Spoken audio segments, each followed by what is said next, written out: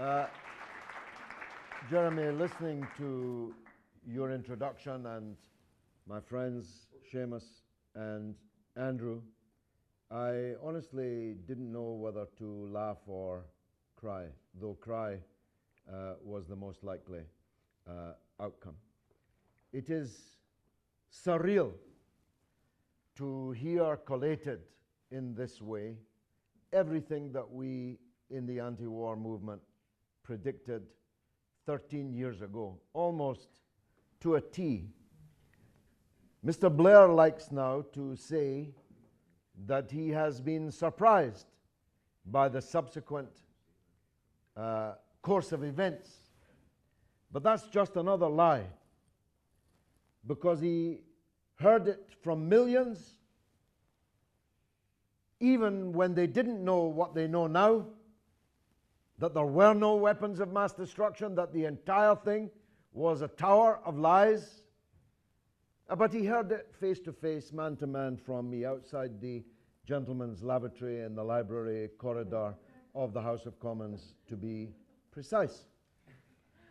I told him that the fall of Baghdad would not be the beginning of the end, but just the end of the beginning.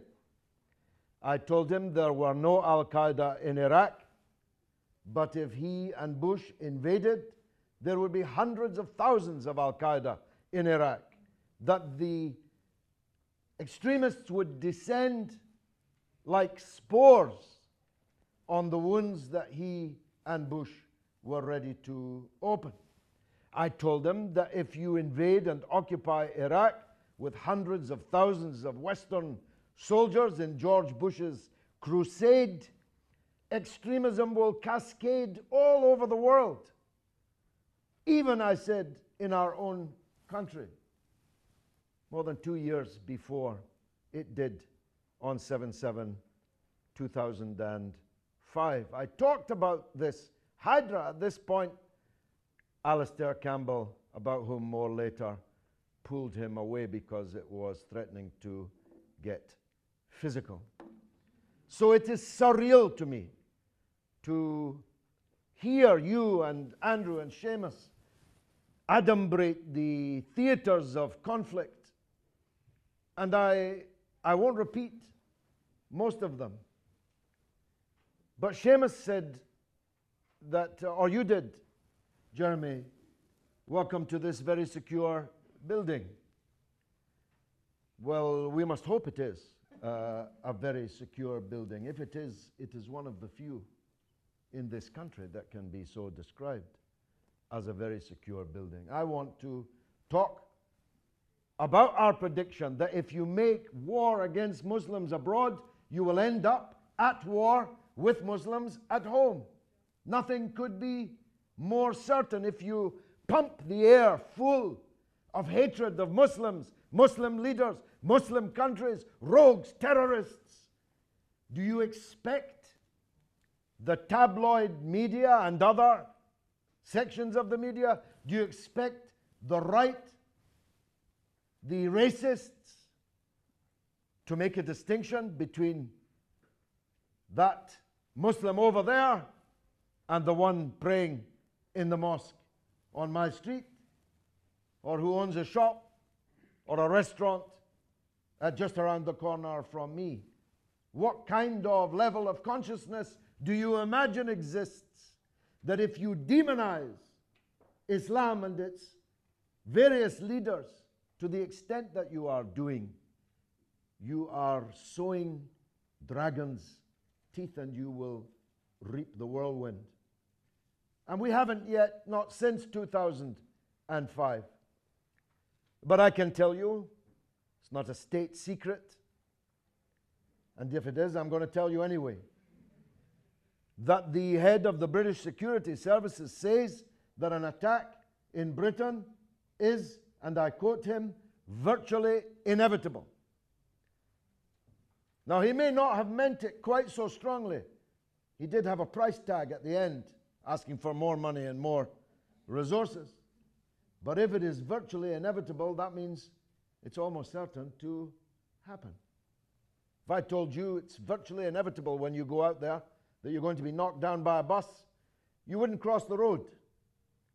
So we must assume that he's telling the truth and that some kind of variant of these Paris atrocities is coming our way, which of course will add yet another twist, yet more hatred, yet more bigotry, yet more recruits for the extremists and the fanatics.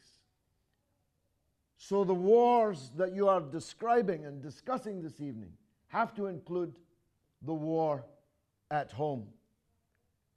It turns out that we have the opposite of what we need.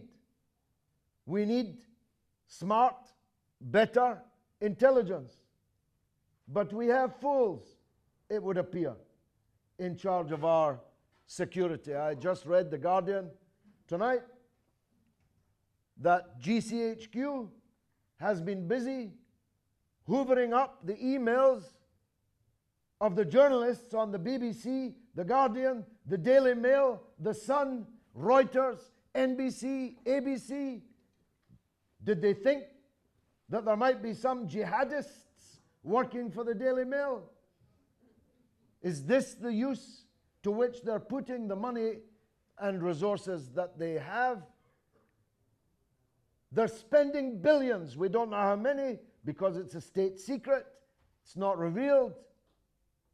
But they couldn't keep track of the two fanatic murderers who decapitated Lee Rigby in broad daylight in a South London street. They have, again, I hope it's not a state secret, they have for the first time in British history dispersed the SAS across the country, no longer based in one place, Hereford, but dispersed around the country, because they believe that this attack, Mumbai-style attack, when it comes, will take place in what they call the provinces, rather than in London. And they need to have SAS soldiers nearby for a quick reaction. So this is a pretty disastrous situation that we face. And it is all, of course I'm not exculpating the actual murderers who should be in prison for 99 years, the people who killed Rigby. But that doesn't mean we can avoid telling the truth, as I told William Hague in the lift in this very building. I told William Hague, these two people who killed that soldier in South London, if they'd gone to Syria instead, you would have paid their airfare. You would have bought them the knives. Our policy of supporting from the 1980s until now, this day, David Cameron's just announced, we are going to be training moderate Islamists in Syria and hoping they don't defect to Al-Qaeda or ISIS as soon as we have trained them, like all the weapons we gave, which were immediately stolen by ISIS and Al-Qaeda.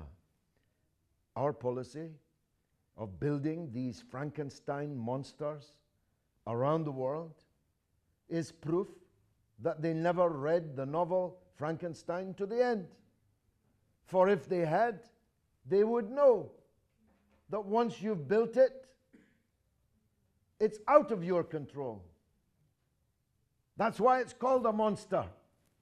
Once you've created it, it will do whatever it likes. And that's exactly what has been happening. It's what happened in France. It's what happened in Belgium. And if the security services here are to be believed, it's virtually inevitable that it's going to happen here.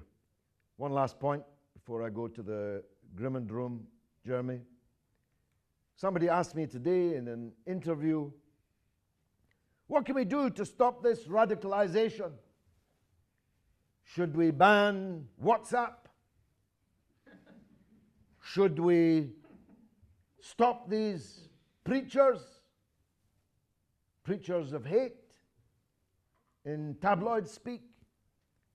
Should organizations like Hizb ut-Tahrir and others be proscribed? I told the interviewer, the only thing necessary to radicalize a Muslim in Britain today is the ability to watch the television.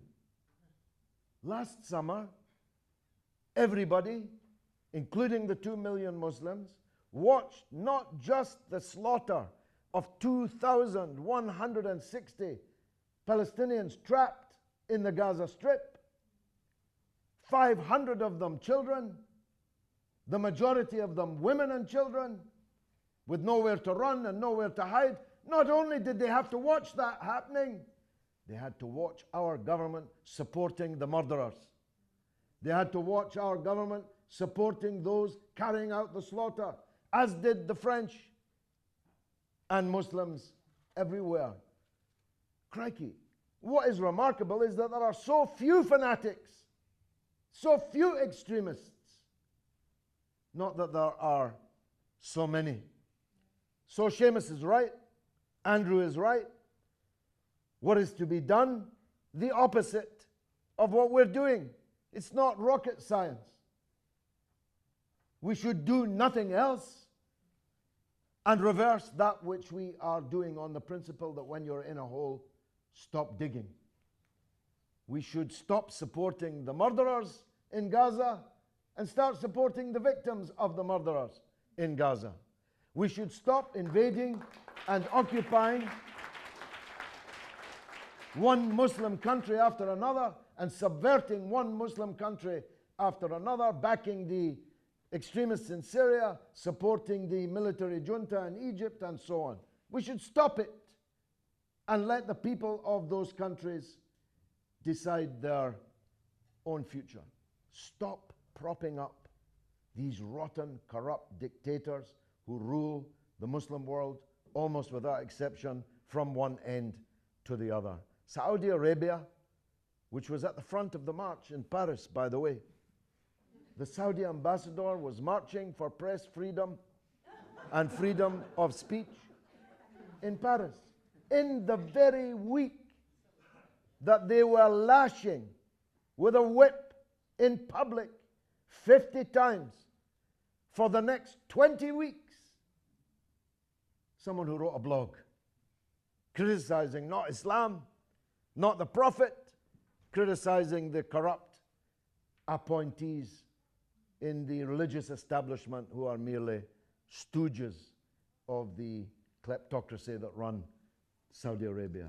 Saudi Arabia is our best friend. We are never done trying to sell them more weapons. We are never done trying to send them more trainers. When they invade their neighbor Bahrain, we support it. How seriously can any Muslim take our protestations of being in favor of freedom and liberty, freedom of speech, when our best friend is the dungeon of the region and the unfreest country on the earth? Thank you very much indeed for coming.